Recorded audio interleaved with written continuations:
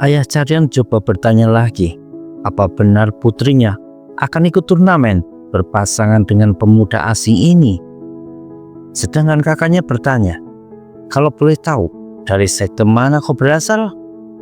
Dan dijawab kalau dia tidak punya sekte, tapi orang tuanya berjualan buah-buahan di dekat gerbang Yumen. Bukan cuma keluarganya, bahkan Caryon sendiri pun kaget. Meski begitu, Jeok Legion bilang dia berasal dari garis keturunan yang kuat yang ditangkap oleh ayah Caryon. Berarti Jeok berlatih bela diri dari orang tuanya yang berdagang buah. Pemuda itu tanpa keraguan menjawab kalau itu benar. Bagi semua orang tentu mengira kalau bela diri Jeok pasti cuma asal-asalan. Karena alasan tersebut, gimana tidak ada aliran bela diri yang dia miliki. Dengan kata lain, keluarga Caryon menganggap pemuda tersebut lemah, baik dari segi kemampuan maupun dari segi latar belakang. Hwaryeon langsung berbisik ke telinga adiknya agar besok pagi-pagi minta maaf saja ke keluarga Jang. Malam hari, Caryon berjalan-jalan di taman. Dia masih bingung dengan situasi yang ada. Tapi di situ malah ada Jeok yang sedang melamun. Di situ Jeok Legion menceritakan tentang orang tuanya, yang mana sang ayah selalu berusaha melakukan semuanya sesuai aturan dan berusaha memaksakan aturan itu ke diri Jeok yang jelas susah diterima oleh si pemuda.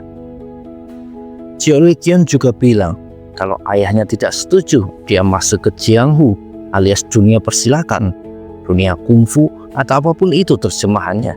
Kalian bisa mengartikannya sendiri. Tapi yang bikin Caryon kaget adalah Jeok bilang kalau ayahnya khawatir keadaan Jianghu jika dimasuki sama Jeok. Caryon masih khawatir akan reaksi balik dari Jang Ingyeo. Dia takut kalau tuan muda itu akan menendam ke Jeok. Sebaiknya kau segera pergi dari kota ini, kata Caryon dengan muka khawatir. Tapi pemuda itu malah menggoda Caryon dengan bertanya, apa gadis cantik ini mengkhawatirkannya? Caryon jadi tersipu dan berjalan pergi, meninggalkan Jeok yang tertawa senang. Siang hari di depan gerbang kediaman klan Shangshin, ketua sekte pedang kebenaran alias ayah dari Caryon mengajak putri keduanya untuk bertemu Jang Ingyeo demi mencegah masalah jadi lebih besar. Tapi dua penjaga pintu menyampaikan kalau bayi Jang Ingyeo dan adik perempuannya sedang pergi. Saat Caryon dan ayahnya hendak pamit pulang, malahan gerbang terbuka dan muncul seseorang yang menyapa mereka berdua.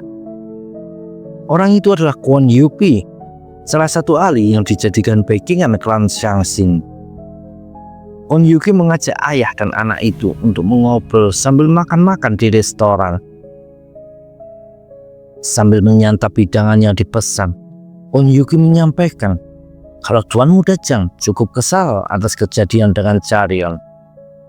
Saya minta tolong agar Kwon Yuki mau membantu menenangkan Jang Ingyeo. Selesai acara ngobrol-ngobrol itu, saat akan berpamitan, Kwon Yuki malah berteriak dan bilang kalau ada urusan mendadak yang dia lupakan.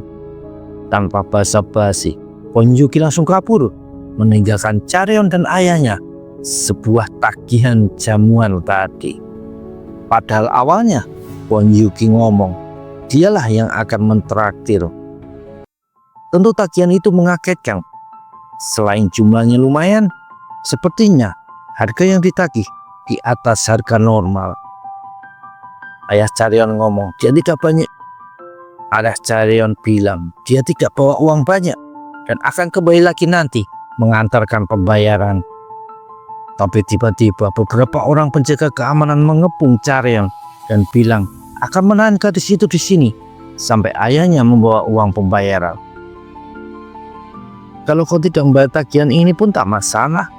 Sebagai gantinya, aku bisa memanfaatkan putri cantikmu ini untuk menghibur para tamuku, katanya pemilik resto yang jelas merendahkan martabat keluarga Caryon. Sang ayah sadar ini adalah jebakan dan tidak ada jalan lain selain pertarungan. meski dia khawatir melihat para penjaga memiliki aura yang berbeda dengan orang biasanya. Tahu-tahu muncul Geok Legion di situ. Ia langsung komplain ke nyonya pemilik kalau rasa dari arahnya agak aneh. Si nyonya berusaha mengelak, tapi Geok malah berteriak dengan suara keras kalau arak empedu beruang yang dijual di restoran ini adalah palsu. Jelas itu membuat para pengunjung jadi berkerumun, karena kalau tuduhan itu benar, berarti restoran ini sudah menipu para pelanggannya. Geok bilang dia bisa membuktikan tuduhannya, dan kalau benar, maka semua hasil penjualan restoran di hari ini akan jadi miliknya. Dan saat si nyonya bertanya balik, bagaimana kalau tidak terbukti?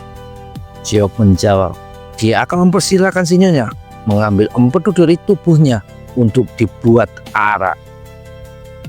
Kemudian semua orang sampai di sebuah gudang penyimpanan kecil.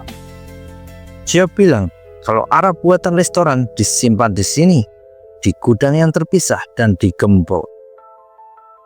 Geok dengan mudah menghancurkan gembok itu dan mengeluarkan satu gentong besar dari dalam gudang. Saat Geok mengambil semangkok isi dari gentong tersebut, sanginya jadi panik dan berniat membunuh pemuda itu, mencegahnya membuka rahasia resto ini. Tapi Geok bertindak lebih cepat. Dia menghantam gentong dengan keras, membuat isinya berhamburan ke udara. Cairan arak, tapi juga ada serangga-serangga di dalamnya. Jelas semua orang jadi jijik melihat isi gentong tersebut. Sedangkan Geok bilang, bagaimana dia bisa membuktikan kalau tidak ada yang mau mencicipinya? Seorang pelanggan komplain, tidak mungkin cairan berisi serangga ini adalah arak yang diakui sebagai arak empedu beruang. Geok menunjukkan satu serangga dan menjelaskan, ini adalah serangga kulit hitam yang rasanya mirip empedu beruang, terutama cairan buangannya alias air kencing. Saking miripnya, sampai-sampai tidak ada orang yang akan menyadari perbedaannya, kata Geok Legion.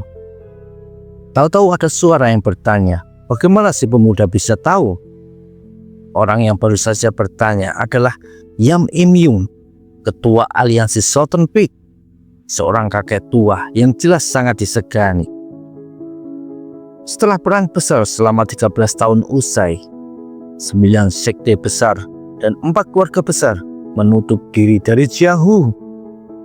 Saat itulah muncul 4 kelompok besar lain yang menguasai 4 wilayah dataran utama: Wayne Cloud City, Northern Heaven Supreme Family, Dark Path Union, dan aliansi Southern Peak. Dan di antara keempatnya, aliansi Southern Peak dan Northern Heaven Supreme Family adalah yang paling kuat. Pak tua itu ngomong kalau serangga kulit hitam adanya di daerah selatan. Bagaimana bisa si pemuda tahu tentang serangga tersebut? Dengan santai, Geok Legion menjawab kalau dia sudah berkeliaran sejak usia belia dan dia berasal dari keluarga pedagang buah terbaik. Pak tua itu tertawa, menyadari pemuda di depannya mencoba menyembunyikan identitas aslinya. Lalu ada pria besar berjanggut, pengawal dari Pak tua itu, yang ngomong akan mencoba cairan dari gentong barusan. Satu tegukan, dan dia langsung menoleh ke arah si nyonya pemilik restoran dan ngomong kalau benar inilah minuman yang disajikan padanya tadi. Semua pelanggan langsung marah dan meminta pertanggungjawaban si nyonya.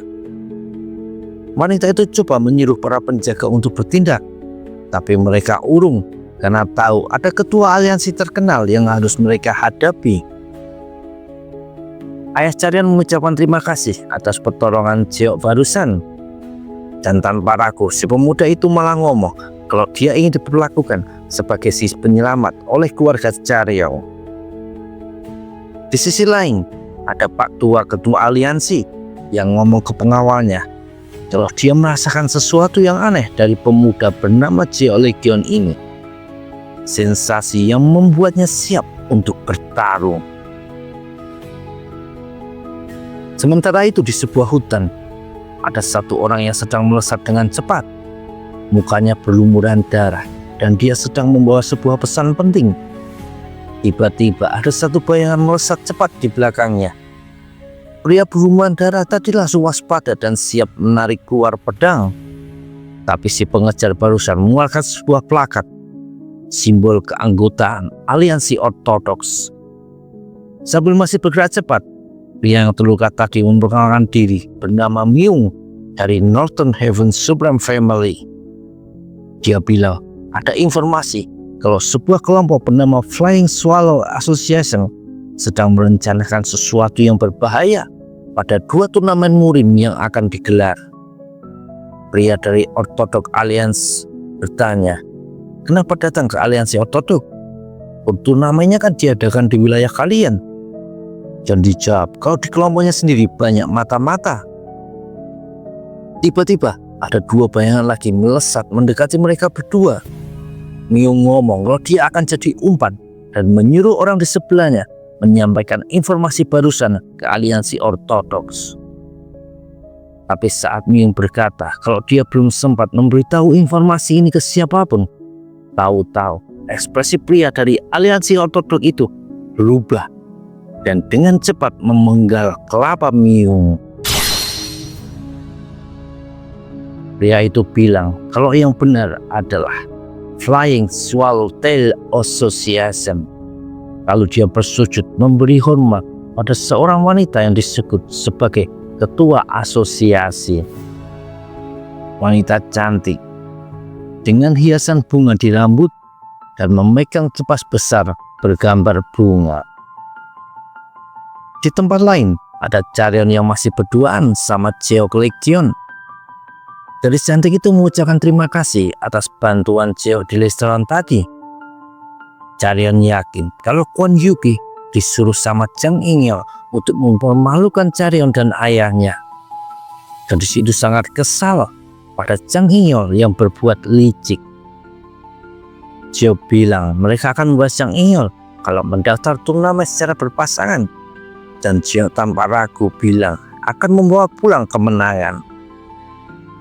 Kali ini Chaeryeon coba menyingkirkan keraguan terhadap pemuda di sebelahnya ini dan ngomong, kalau begitu kita harus berusaha keras di turnamen tersebut. Jeok menyaut kalau Chaeryeon tidak perlu berusaha keras karena dia yang akan mengatasinya. Tapi tidak apa-apa kalau Chaeryeon mau. Chaeryeon bilang mulai besok dia akan berlatih keras agar bisa memenangkan turnamen itu. Jeok Legion menyaut, tapi sebelum itu, bukankah kita harus mengurus orang ini? Katanya. Jeok Legion dan Chaeryeon menoleh ke arah orang yang ternyata mengikuti mereka dari tadi. Dan itu adalah Kwon Yuki yang ngomong kalau dia dapat perintah dari Jang In-yeol untuk membunuh Jeok.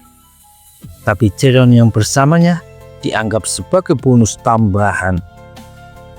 Gadis itu merinding merasakan aura kematian yang dikeluarkan Kwon Yuki. Tapi situasi tidak bisa terhindarkan. Chaeryeon merasa dia tetap harus menghadapi orang ini.